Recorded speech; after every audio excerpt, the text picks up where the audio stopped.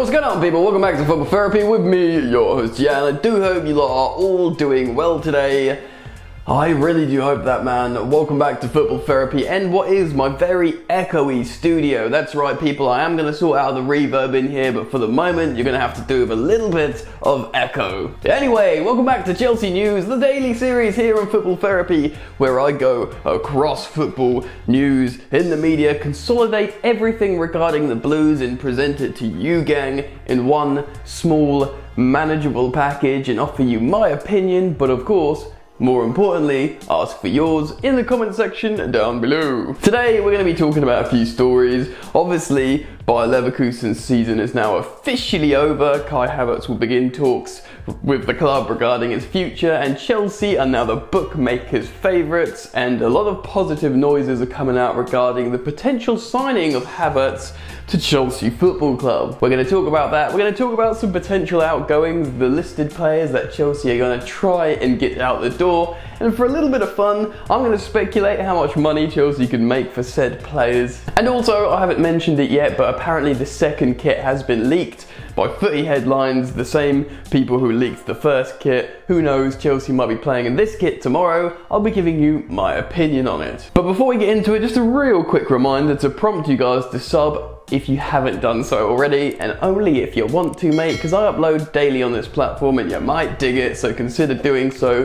And if you want to help me out, like this video, please. Alright, let's get into it. So let's start on the potential away kit that I'm inclined to think is actually the away kit. Have a look at this picture. Off the bat, we know about the free, okay, so we've digested the free, and let's be real, man, after seeing the first kit in person, or rather, you know, on the broadcast with the players wearing it, it looks good, bro. Everyone, not everyone, but most of the people that weren't sure have been converted, and generally, I think we are all on board with the new kit. Even if we don't like the sponsor so much, I've personally grown to like it, dude. I like it. I like how it's the centerpiece of the kit, how it's got soft corners. It's not too rigid, it's not too offensive. It kind of looks like an emblem rather than a big sort of corporate splatter. And that makes me dig it. So anyway, the away kit's pretty cool, I think. I quite like the colour. Again, I like the pattern on it. And to be honest, man, I would be annoyed if this kind of kit was Chelsea's first kit, but we've got such a deep royal blue on the first kit that for an away kit, again, I kind of like this, dude. So I've expressed my opinion on it, and I want to get yours. Make sure you jump in the comment section down below and let me know your thoughts on this leaked second kit. Again, disclaimer, I'm not 100% certain this is the actual kit, but it probably is. Right, before we talk about Kai Havertz, let's talk about these potential outgoings, because the rumoured fee for Kai Havertz is about £90 million. I know, in this financial climate, what a price tag. Especially with a player that has 12 months left on this deal in the Bundesliga. Anyway, I digress. So the Express had published a story on Chelsea outgoings, and I'm going to cite said players and let you know my opinion on the potential sale and potentially how much Chelsea could make. 100% speculation and guesswork, just jump on for the ride, man. First up, Marcos Alonso, potentially the most shocking of the group. I say that only because you'd think that maybe Frank Lampard might want to keep Marcos Alonso as a left wing back option, because he does like to deploy the 3-4-3 sometimes, and obviously there's no real better left wing back rather than Marcos Alonso, or certainly better than Chelsea could hope for at the moment. But no, this article's stating that, yeah, he could be on the way out, and Chelsea probably could make a decent bit of cash in him. He signed a new long-term deal not so long ago, man. He's late 20s, not 30 yet, probably got one big contract left in him at a high level. Saying that, difficult financial market, coming out of the Premier League rather than going in. I don't know, let's say £25 million or pushing up to 30 million euros, I reckon. A big, because he's still quite a specialist player. A lot of clubs aren't going to rely on him to be a suitable or a reliable, conventional left back. So you're really looking for a left wing back. Unless Conte comes in for him, it will be a difficult thing to find him a place. So that's probably why it might be closer to 20 million than 30 million. Next one ain't such a shock, and that's Michy Batshuayi. The peculiar story of the Belgium striker at Chelsea. Scored iconic goals, had iconic moments, has always been in good shape, has generally always been a very capable finisher, but no coach has fancied Michy Batshuayi, and apparently, reportedly, that's down to him retaining, or rather not retaining, tactical information on the training pitch. And sure, he's strong, fast, and he can finish, but it's not enough at this level, man. You got to know exactly what the coach wants, and you got to hold it in between the ears, and he apparently doesn't do so. Dude's in his mid-late 20s now. I think he'd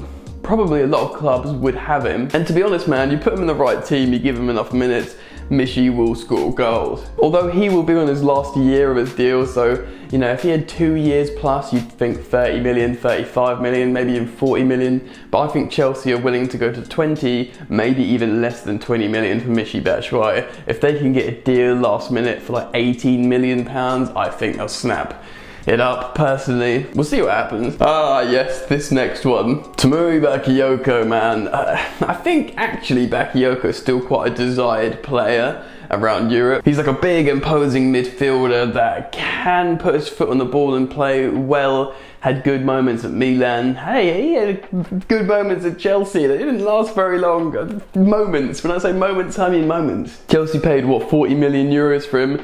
They'll be lucky to make anything near that back. I know Marina works miracles, but to be honest, man, 25, 30 million, I'll be happy to just forget the story of Timo Bakayoko at Chelsea. Oh, here's kind of a sad one, man. Kennedy, a really promising player, had that like poor social media moment out in China. Was he a left back? Was he a left mid? Was he a left winger? Who knew? I can see Kennedy going out of Europe, to be honest, maybe South America or something. I'm not entirely sure how long he has left on this deal. I really should have looked that up prior. Oh, okay, so his contract expires in 2022, so 2 years left on his deal.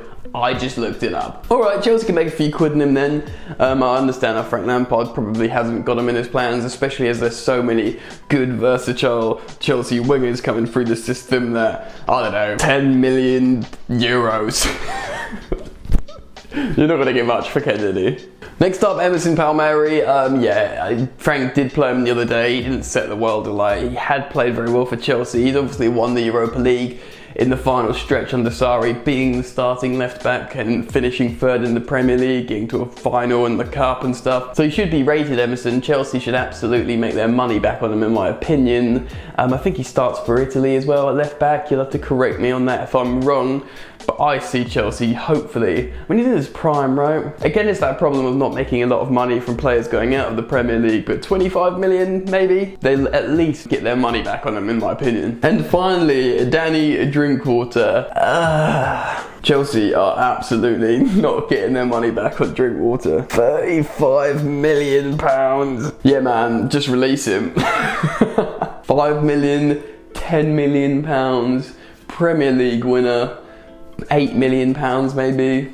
Just cut your losses, bro. Let it go. Anyway, well, Chelsea got money in the bank regardless, but you sell all these players, get an extra, I don't know, what, 100 million, 90 million, enough to fund the potential signing of Kai Havertz. Kai Havertz has played his last game for Bayer Leverkusen, probably. We know the sporting director of Bayer has said, yes, there's an agreement with the player that he can leave this summer if the price is right. We do know he's not going to extend his deal with Leverkusen. They'd like to sell him to generate a decent amount of funds to compensate for not qualifying for the Champions League next season. So they want to bring in some money to strengthen, to stabilise after the pandemic, and the sale of Kai Havertz could do exactly that. Christian Falk tweeted out this message. Update on Kai Havertz. After the Cup final, the player now wants a meeting with the club Leverkusen to talk about his future. Chelsea is interested. Bayern does not bid this summer, and Real are hesitating for 2020. We know Bayern Munich can't buy them. They would absolutely take the player on the free next season because they very much like the player, but they've just bought Leroy Sané and they have no money. So they've stepped out of the picture. Real Madrid have got loads of young, exciting forwards like Rodrigo, Vinicius, there's loads up there. And they've got a few on loan as well. Real Madrid have got loads of good young attacking youngsters. So that leaves Chelsea Football Club, boys and girls, and at the moment, through the bookies, Chelsea's are actually the favourites. Originally, Bayern Munich were huge favourites to sign him, but Chelsea have jumped over Bayern Munich, and now we're actually odds on to sign him this summer. Oh my god, this might actually be real. Kai Havertz, mate. We've got I had been hyped, but I hadn't really believed it, and I'm starting to potentially believe that this baller could be coming to Chelsea to complete a formidable attack going into next season. I've completely forgotten about Jadon Sancho with Hakim Ziyech, Timo Werner, and Kai Havertz, dude. Like I said, it looks like this might actually be happening from what people are saying. I'm gonna keep tabs on it, and whenever there's more developments, I'll of course let you guys know. So, let me know how you feel about this potential signing. Get down in the comment section below, express yourself on the outgoings, the potential incoming of Kai, and also stop there, take 1 second to listen to me to plug my other channel, Yan's Yard,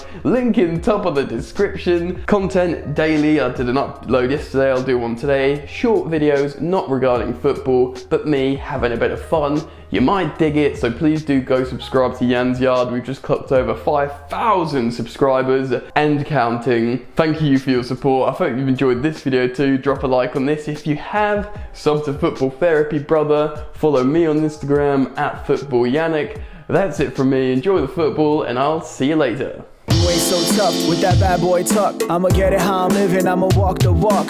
Outline my lines, I rap through thought. Body bag the verse, outlined in chalk. In my life seen trouble, hustle on the double. Silence on the trigger like my pick got a muzzle. Yo chick like to guzzle, bad boy stay in trouble. I only love this paper, sorry I don't. I laugh me, baby.